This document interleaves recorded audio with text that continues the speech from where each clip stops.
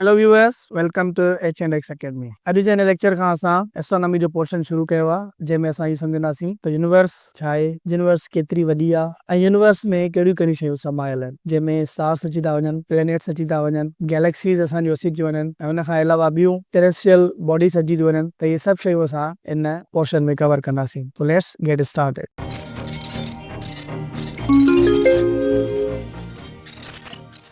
The first question that comes into our mind is that what is universe? How did it started and how big it is?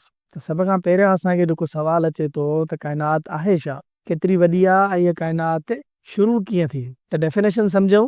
The universe is everything we can see, touch, feel, sense, measure और detect. It includes living things, planets, stars, galaxies, dust clouds, light and even time. त काइनात हर उहा शइ जेका असां ॾिसी सघूं, touch करे सघूं, फील करे सघूं, सेंस करे सघूं, मापे या वरी डिटेक्ट करे सघूं, उनखे असां काइनात में शुमार कयूं था। उन काइनात में असांजा प्लैनेट्स बि अची था वञनि, स्टार्स बि अची था वञनि, गैलेक्सीज़ बि अची थियूं वञनि, डस्ट क्लाउड्स बि अची था वञनि, लाइट बि अची थी वञे ऐं इवन टाइम बि अची थो वञे, स्पेस बि उन काइनात में अची थी वञे। त हिकु हिकु शइ, Galaxy, planet, dust clouds, light या स्टार्स छा आहिनि, इन्हनि सभिनी खे असां वन बाय वन डिटेल में स्टडी कंदासीं।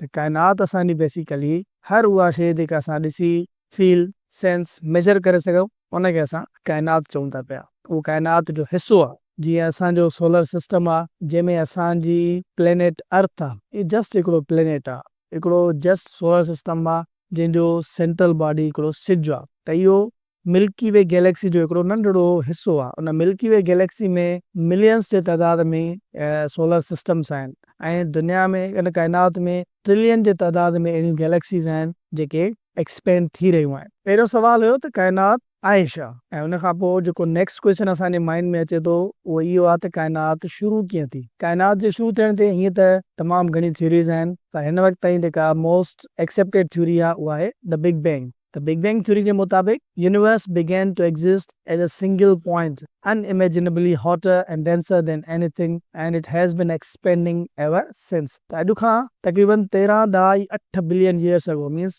14 बिलियन years ago, काइनात हिकु मैटर ऐं एनर्जी हिकु सिंगल पॉइंट ते कंसंट्रेटेड हुआ ऐं आहिस्ते आहिस्ते उहा सिंगल पॉइंट सडनली एक्सपेंड थियण लॻी हिकु वॾे धमाके जे तहत, जंहिंखे असां बिग बैंग चऊं था पिया। उन खां पोइ time and space and all matter begin to connect and expand. त आहिस्ते आहिस्ते जेको बि मैटर ऐं एनर्जी हुयो उहो धमाके सां उहो एक्सपेंड थियणु शुरू थियो। अहिड़े नमूने सां असांजा स्टार्स, गैलेक्सीज़ ऐं प्लैनेट्स ठहणु शुरू थिया। त हिन वक़्त ताईं जेका काइनात खे शुरू थियण जी मशहूरु थ्योरी आहे उहा आहे बिग बैंग। 1917 में Dutch astronomer William de Sitter Einstein जी थ्योरी यूज़ करे एक्सपेंडिंग यूनिवर्स खे डिफाइन कयो त जेका काइनात आहे उहा मुसलसिल जेको आहे सो वधी रही आहे। नवां स्टार्स ठहनि था पिया, पुराणा स्टार्स डाए थियनि था पिया ऐं मुसलसिल काइनात हिकु डायरेक्शन में एक्सपेंड थी रही आहे। इहो असांखे 1917 में हिकु डच एस्ट्रोनॉमर आइंस्टाइन जी थ्योरी यूज़ करे ॿुधायो। टियों सवाल आहे त काइनात ठहियल छा जी आहे, उन में कहिड़ियूं कहिड़ियूं शयूं अची वञनि थियूं।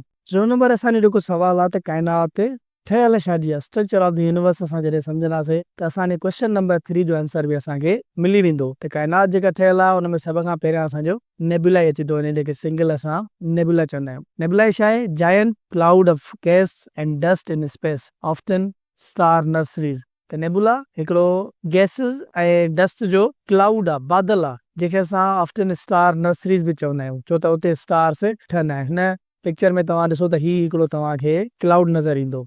त हिन क्लाउड में गैसिस बि आहिनि, डस्ट बि आहिनि, जितां स्टार्स जनम वठंदा आहिनि, इन करे असां हिनखे स्टार नर्सरीज़ बि चवंदा आहियूं। ॿियो galaxies, huge system of stars, gas, dust and dark matter bound by gravity. त अहिड़ो निज़ाम जंहिंमें स्टार्स हुजनि, गैसिस हुजनि, डस्ट हुजनि ऐं डार्क मैटर हुजे ऐं सभु जा सभु ग्रेविटी जे थ्रू हिक ॿिए सां बाउंड हुजनि, अहिड़े सिस्टम खे असां गैलेक्सी चऊं था पिया। जीअं हिन पिक्चर में तव्हां हिते ॾिसो, हीअ हिकिड़े क़िस्म जी गैलेक्सी आहे। जीअं असांजी मिल्की वे गैलेक्सी आहे, जंहिंजो सोलर सिस्टम हिकिड़ो नंढड़ो हिसो आहे। त galaxies basically stars, gases, dust ऐं डार्क मैटर जो कॉम्बिनेशन आहे। उन खां पोइ स्टार्स आहिनि massive glowing balls of hot gases producing light and heat। त तमामु वॾा बॉल्स हॉट गैसिस जा ठहियल जेके मुसलसिल लाइट ऐं हीट जनरेट कंदा रहनि। जीअं असांजो सिजु आहे, असांजो सिजु सोलर सिस्टम जो सेंट्रल बॉडी आहे ऐं असांजो जेको सोलर सिस्टम आहे उहो वरी मिल्की वे गैलेक्सी जो हिकिड़ो नंढड़ो हिसो आहे। अहिड़े नमूने सां मिलियंस जे तइदाद में गैलेक्सीज़ आहिनि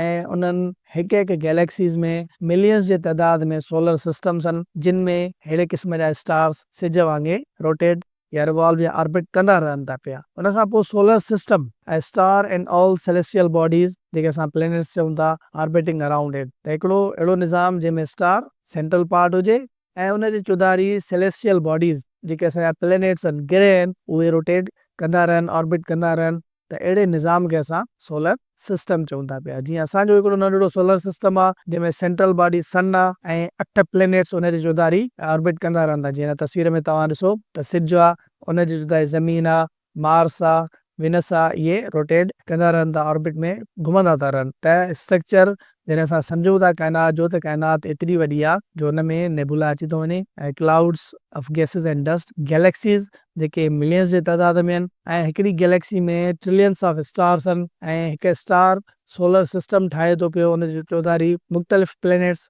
रोटेट ऑर्बिट कंदा रहनि था पिया। नेबुलाई, गैलेक्सीज़, स्टार्स, सोलर सिस्टम खां अलावा डार्क मैटर भी असांजी काइनात जो हिस्सो आहे। डार्क मैटर छा आहे? Invisible matter that does not emit light but has gravity. हिकिड़ो इनविजिबल मैटर आहे, इनविजिबल मादो आहे जेको असांखे ॾिसण में कोन थो अचे ऐं न ई उहो लाइट इमिट करे थो पियो, पर उनखे ग्रेविटी आहे। उन ग्रेविटी मां असां अंदाज़ो लॻायूं था, साइंटिस्ट अंदाज़ो लॻायो आहे त there is some sort of matter जेके हू डार्क मैटर चवनि था पिया। ऐं उन खां अलावा काइनात में डार्क एनर्जी भी मौजूदु आहे। Unknown force causing the universe accelerated expansion. Dark energy खे साइंटिस्ट ईअं बयानु कनि था त हिकिड़ो अहिड़ो अननोन फोर्स जेको काइनात जे वधंदड़ एक्सपेंशन असांखे ॿुधाए थो पियो। उन खां अलावा स्पेस ऑफ कोर्स, त ज़मीन जे हिकु सर्टेन एरिया खां बाद में स्पेस शुरू थो थी वञे। उहो स्पेस केतिरो वॾो आहे उनजी काई बि लिमिट कोन्हे। उन में स्टार्स अची था वञनि, उन में गैलेक्सीज़ अची थियूं वञनि, उन में नेबुला अची था वञनि। पर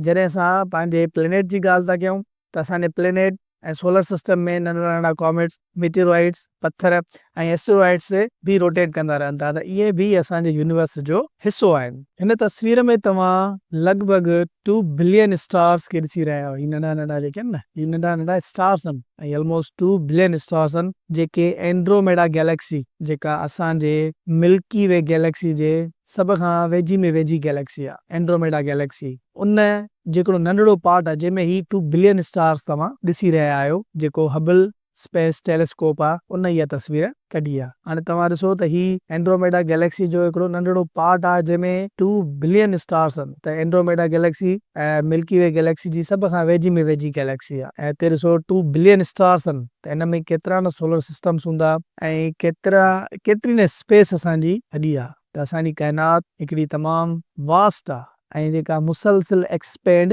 थींदी रहे थी पई। अॼु जे हिन लेक्चर में असां यूनिवर्स जे बारे में डिस्कस कयोसीं त यूनिवर्स आहे छा ऐं यूनिवर्स केतिरी वॾी आहे ऐं यूनिवर्स में कहिड़ियूं कहिड़ियूं शयूं समायल आहिनि, जंहिंमें असां नेबुलाई पढ़ियोसीं, गैलेक्सीज़ पढ़ियोसीं, स्टार्स पढ़ियासीं, सोलर सिस्टम्स पढ़ियासीं, सोलर सिस्टम में प्लैनेट्स हूंदा आहिनि, इहो डिस्कस कयोसीं, डार्क मैटर ऐं डार्क एनर्जी डिस्कस कयोसीं ऐं हिन खां अलावा स्पेस डिस्कस कयोसीं। त नेक्स्ट लेक्चर्स में असां इहे सभु शयूं 1 बाय 1 डिटेल में डिस्कस कंदासीं। Thank U for watching. अगरि तव्हां असांजे चैनल खे सब्सक्राइब न कयो आहे त हींअर ई सब्सक्राइब कयो, लाइक कयो ऐं पंहिंजे दोस्तनि सां ज़रूरु शेयर कयो।